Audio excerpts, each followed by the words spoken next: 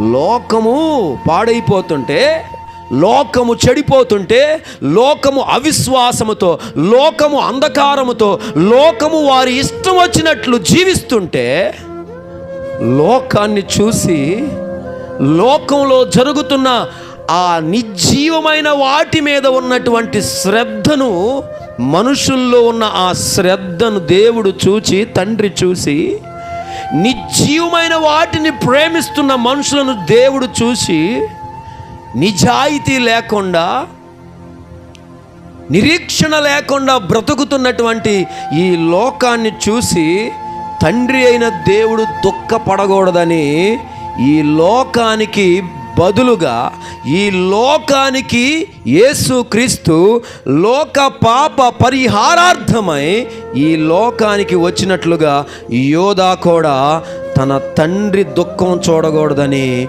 ఇక్కడ యోధాని యేసు ప్రభువుగా నేను చూశాను. ఆమేనండి. అమ్మా, యోధాని ఎవరిలో చూడొచ్చు? మనం యేసు ప్రభువులా చూడవచ్చు.